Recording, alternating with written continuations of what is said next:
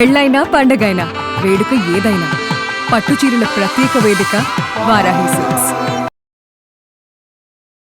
నమస్తే, welcome to Suman TV. నేను పద్మిని. ప్రస్తుతంతో పాటు ప్రముఖ ఆధ్యాత్మికవేత్త, వాస్తు జ్యోతిష పండితులు, లలిత ఉపాసకులు, వాస్తు జ్యోతిష శిక్షణ నిపుణులు బ్రహ్మశ్రీ నానాజీ పట్నాయక్ గారు మనతో పాటు ఉన్నారు. మాట్లాడదాం. నమస్కారం సార్. శ్రీమాత్రే నమః. సార్, శ్రావణ శుక్రవారాలు మరి ఈ వారం శుక్రవారం మళ్ళీ వస్తుంది. 28వ తారీఖు పౌర్ణమితో కూడి వస్తుంది.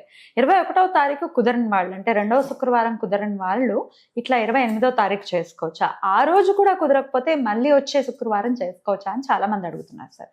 అయితే ప్రత్యేకించి 28వ తారీఖు చేసుకోవచ్చా అని అడగడానికి గల కారణం, గ్రహణం ఉంది కదా, పాక్షిక చంద్రగ్రహణం అనేది ఏర్పడుతుంది కదా, మరి చేసుకోవచ్చా, ఎక్కడ కనిపిస్తుంది గ్రహణం, ఇవన్నీ అడుగుతున్నారు sir. Me answer? First of all మనకు గ్రహణం లేదు కాబట్టి ప్రాబ్లం ఏమీ లేదు. ఇంకోటి ఏంటంటే శాస్త్రపరంగా అసలు 28 కరెక్ట్. అవునా? ముందు వారం చేస్తున్నారు, తప్పేం కాదు. ఇక్కడ నా ఉద్దేశం ఏంటంటే మీరు ముందు వారం చేసుకోవాలా, పౌర్ణమి రోజు చేసుకోవాలా, తర్వాత రోజు చేసుకోవాలా అనడం కంటే కూడా భక్తిగా చేసుకోవడం అనేది చాలా ముఖ్యం అక్కడ. ఎందుకంటే అమ్మవారు కులమత భేదాలు కానీ, పేదవాడ గొప్పవాడ కానీ, ఏ రోజు చేస్తున్నామని కానీ అనేటువంటిది ఉండదు ఎక్కడ కూడా. మీరు భక్తిగా చేస్తున్నారు లేదా? అయితే కొన్ని సందర్భాల్లో మనకి దేవీ భాగవతంలో అమ్మవారు చెప్పింది, చతుర్దశి, అదేవిధంగా అష్టమి, నవమి తన ఎనర్జీస్ ఎక్కువగా ఉంటాయని చెప్పడం జరిగింది. తనలో తప్పేం లేదు. కొంచెం ఆ రోజుల్లో ఇంకొంచెం ఎక్కువ ఉంటుంది తన ఎనర్జీ, తనే చెప్పింది. అంత మాత్రం చేత వేరే రోజు చేసుకోకూడదని చెప్పలేదు కదా. కాబట్టి ఈ వచ్చేటువంటి పౌర్ణమి ఏదైతే ఉందో ఖచ్చితంగా చేసుకోవచ్చు, తప్పేమీ లేదు. గ్రహణ ప్రభావం మనకి లేదు ఫస్ట్ ఆఫ్ ఆల్. ఇంకోటి ఏంటి, గ్రహణం పొద్దున్నుంది విదేశాల్లో, సాయంత్రం కాదు. ఎలాగో వరలక్ష్మి వ్రతం చేసుకుంది, కొంతమంది పొద్దున్న చేసి మళ్ళీ సాయంత్రం కూడా చేస్తారు కొన్ని పద్ధతుల్లో. అది కొంతమంది ఉపవాసం ఉండి సాయంత్రం పూట చేసుకుంటారు, సాయంత్రం చేస్తారు ఎక్కువగా. ఎందుకంటే వాయినాలు ఇవ్వడం ఇదంతా సాయంత్రం ఉంటుంది యాక్చువల్గా చెప్పాలంటే. అది రైట్ సార్. వరలక్ష్మి వ్రతం ఈ శ్రావణ మాస పౌర్ణమి రోజు వచ్చేటువంటిది ప్రధానంగా మనకి కర్మని తొలగించేటువంటి మాసంగా చెప్తారు శ్రావణ మాసాన్ని. ఎందుకు? శ్రవణ నక్షత్రం ఎక్కడ ఉంటుంది? మకర రాశిలో ఉంటుంది. మకర రాశి అనేటువంటిది కర్మ సంబంధించిన రాశి. మకర కుంభ రాశులు రెండు కూడా శనికి సంబంధించిన రాశులు. ఈ శనికి కోణస్థానాలు అని అంటారు. అంటే ఏంటి? వృషభం ఒక కోణం, కన్య ఒక కోణం. వృషభానికి ధనం, కన్య అంటే రుణం. రుణం తగ్గుతుంది, ధనం వస్తుంది. జ్యోతిషాస్త్రంలో కూడా ఒక కోణం యాక్టివ్ అయితే రెండు కోణాలను యాక్టివ్ చేస్తుంది. ఏదైనా ఒక మహాదశ వచ్చినప్పుడు ఒక కోణాధిపతి మిగతా రెండు కోణాలను యాక్టివ్ చేస్తాడు. సర్వే త్రికోణ నేతారో గ్రహ శుభఫలప్రద అనే శ్లోకం ఉంటుంది పరాశర దీంట్లో. సో ఈ వృషభాన్ని యాక్టివేట్ చేస్తుంటే కన్య కూడా యాక్టివేట్ అయిపోతుంది. 120 డిగ్రీస్ యాంగిల్ అనేది ఏర్పడుతుంది లో త్రికోణం యాక్టివ్ అవుతుంది అనమాట. దాని రూల్ అది. మీరు గమనిస్తే కూడా చూడండి, ఆస్ట్రాలజికల్ గా కూడా మనం వర్క్ చేస్తే డబ్బులు వస్తాయి. కరెక్ట్. పని చేస్తే డబ్బులు వస్తాయి, అంతే కదా. అవును, అయిపోయింది అట్లా అనమాట. ఇప్పుడు మీరు అంత దాకా ఎందుకు? ఇప్పుడు చూడండి, ఇప్పుడు 4,000 తీసుకోండి కర్కాటకం, 8,000, 12,000 దాని కోణాలు అవుతాయి. 8,000 అంటే తాతగారు ఆస్తి, 12,000 అంటే తండ్రి గారు ఆస్తి. ఇవన్నీ ఉన్నాయి. ఈ రెండు బాగా ఉన్నాయి, వీటికి ఆటోమేటిక్గా ఉంటుంది. 12/8 కనెక్టివిటీ ఉంటే 4 ఆటోమేటిక్గా ఉంటుంది. అందుకని మనకి ఆస్ట్రాలజికల్ పరంగా ఈ కోణాలు కనెక్టివిటీలో ఉంటాయి. ఇప్పుడు కూడా కోణాల కనెక్టివిటీ, కేంద్రాల కనెక్టివిటీ, 3/6, 11 కనెక్టివిటీ డిఫరెంట్గా ఉంటుంది.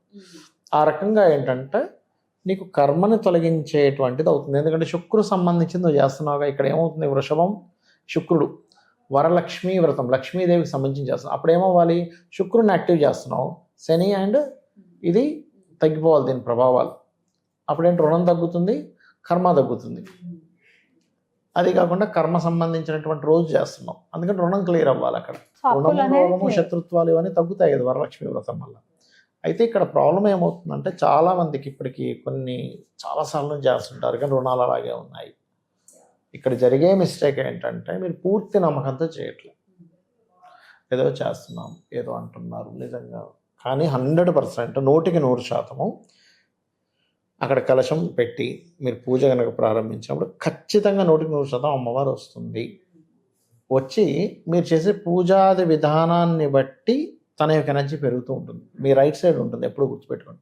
నిత్యం అనుష్ఠానం చేసే వాళ్ళకి వాళ్ళ రైట్ సైడు ఆ దేవతామూర్తి వచ్చిన ఫీలింగ్ వాళ్ళకి తెలుస్తుంది ఖచ్చితంగా. నిత్యం జపమో, హోమమో, లేకపోతే నిత్య దేవతారాధన చేసే వాళ్ళకి ఈ పక్కనే ఒక మనిషి ఉన్నట్టు తెలుస్తుందండి. కరెక్ట్గా ఇక్కడ మీకు ఇక్కడ ఉంది అని తెలుస్తుంటుంది. ఇంకా కొంతమందికి అయితే అంటే నేను ఉపాసకుల్ని నేను అడిగినప్పుడు కొంతమంది ఆంజనేయ స్వామికి సంబంధించి చేసినప్పుడు దీక్షలాగా 40 రోజులు చేసినప్పుడు వాళ్ళం వచ్చేది వాళ్ళకి తగులుతూ ఉండేది. వాళ్ళని తగులుతుంటే వీళ్ళకి లోపల వణుకు పుట్టేది. బాబు ఏమిట్రా బాబు వాళ్ళని తగులుతుంది అని. ఒక ఏదైనా ఒక మంత్రం గురువు దగ్గర తీసుకున్నప్పుడు ఇన్ని రోజులు చేసేసరికి దర్శనం అవుతుంది. యాక్చువల్ దేవత ఇది చాలా మందికి తెలియదు. దర్శనం జరుగుతుంది, కనిపిస్తుంది. అంటే ఎట్లా అంటే ఇప్పుడు జపం చేస్తున్నాము, ఒక 3 to 5 seconds మీకు కళ్ళు మూసుకొని ఉన్నారు, చీకటి కాకుండా ఈ రూమ్ అంతా కనిపిస్తుంటుంది మీకు క్లియర్గా. కళ్ళు తెరిచినట్టు రూమ్ కనిపిస్తుంది, ఎదురుగా వస్తుంది, వచ్చి మాయమైపోతుంది. అది వాళ్ళకి కనబడడం వల్ల కొంచెం వాళ్ళు అనవసరంగా కంగారు పడతారు అన్నప్పుడు స్వప్న దర్శనం జరుగుతుంది. నిద్రే కదా, నిద్రట్లోది కదా అని స్వప్నంలో కూడా భయపడి ఉంటాడు కొంతమంది. అలాంటప్పుడు మనుష్య రూపంలో తన సహకారాన్ని అందిస్తూ ఉంటుంది. బట్ స్వప్న దర్శనం 99% స్వప్న దర్శనం అవుద్ది. దీక్షగా కనుక ఎవరైతే రోజుకు ఒక 10 మాలలు 20 మాలలు తిప్పుకుంటూ ఇంకేమీ కాదు నాకు దర్శనం కావాలని బలమైన దీంతో అంటే కనిపిస్తుంది, ఖచ్చితంగా కనిపిస్తుంది. ఇప్పుడు ఎందుకు లక్ష్మీదేవిదే అనుకుందాం, లక్ష్మీదేవి కూడా కనిపిస్తుంది. అంటే ఒకే పరమాత్మ యొక్క అనుగ్రహం రకరకాల రూపాల్లో ఉంది. కాకపోతే అసలు కనిపిస్తుంది అనేదే లేదు థాట్ అంటున్నా మనుషులకి. ఎక్కడ కనిపిస్తుంది, మనకి ఎందుకు కనిపిస్తుంది అనుకుంటారు, కానీ ఖచ్చితంగా కనిపిస్తుంది. కనిపించిన రోజు నుంచి వాళ్ళ యొక్క ఆలోచన విధానం పూర్తిగా మారిపోతుంది.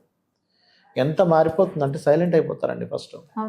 చాలా సైలెంట్ అయిపోతారు కనబడిన తర్వాత నుంచి. అంటే ఇంక వాళ్ళకి ఇవి కాదు అసలైంది వేరే ఉందని ఇంకటే ఉంటుంది ఆలోచన అంతా. ఇవన్నీ కాదు, ఇవన్నీ ఉత్తుత్తులే, ఇవన్నీ ఇదంతా మిథ్య, జగన్ మిథ్య, జగన్ మిథ్య, జగన్ మిథ్య అంతే.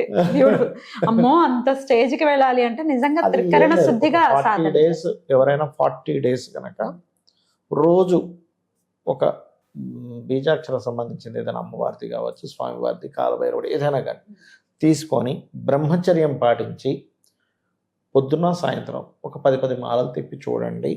కంప్లీట్గా నాకు దర్శనం కావాలని, ఇవాళ అవుతుందా రేపు అవుతుందా సాయంత్రం అవ్వచ్చేమో అనే వెతుకులాట్లో ఉండండి, ఖచ్చితంగా కనిపించి తీరుతారు. నేను ఛాలెంజింగ్గా చెప్తున్నా. ఎలా అయితే శబరి ఎదురు చూసిందో రాముడు ఖచ్చితంగా వస్తాడని పళ్ళు తెచ్చుకునేదట ఖచ్చితంగా. అవును, ఎన్నో ఏళ్ళు అలా తెచ్చేదట. అలా ఎదురు చూడండి, ఖచ్చితంగా కనిపిస్తారండి. ఇప్పటికే చాలా మంది కనపడ్డ వాళ్ళు ఉన్నారు. వాళ్ళు దర్శనాలు అయ్యాయి అంటారు. చాలా మంది అడిగితే ఉపాసకులు ఉంటారు కదా, ఏమంటే మీకు దర్శనం అయిందంటే అయిందండి అని చెప్తారు. కాకపోతే బయటికి ప్రకటించడానికి కొంచెం, ఎందుకంటే చెప్పకూడదని చెప్పరు కొంతమంది, అంతే, అంతకు మించి ఏం లేదు. నమ్మని వాడికి ఎలా ఉంటుంది, ఏదో స్టోరీలు చెప్తున్నాడు అని అనుకోవచ్చు కదా. అంటే నేను మీకు ఇది కనిపిస్తుంది అనే విషయాన్ని ఎందుకు చెప్తున్నా అంటే, మీరు పూజ చేసినప్పుడు అమ్మవారు వస్తుంది, ఈ వరలక్ష్మి వ్రతం ఏదైతే చేస్తున్నారో అక్కడ వచ్చి మీరు ఏదైతే ఇస్తున్నారో అంతా అందుకుంటుంది. భక్తిగా చేయండి, ఎందుకంటే కనబడుతుంది అంటే వస్తుందని అర్థం. ఖచ్చితంగా చూస్తుంది వస్తుంది అన్నప్పుడు మీరు ఎంత భక్తిగా చేసేంత ఫలితం వస్తుంది. కాబట్టి భక్తిగా చేయండి అని ఈ ఉదాహరణ చెప్పేది అందుకే. లేకపోతే టాపిక్ నుంచి అక్కడికి ఎందుకు వెళ్ళామంటే బికాస్ ఆఫ్ ఈ యొక్క విషయం అర్థం అవ్వడానికి. బ్యూటిఫుల్ సార్, చాలా అద్భుతంగా తెలియజేశారు. ఖచ్చితంగా 28వ తారీఖు కూడా చక్కగా చేసుకోవచ్చు. అది కూడా కుదరకపోతే వచ్చే శుక్రవారం కూడా చేసుకోవచ్చు, అంతే కదా సార్? ఖచ్చితంగా. Right sir, thank you sir, నమస్తే. శ్రీమాత్రే నమః.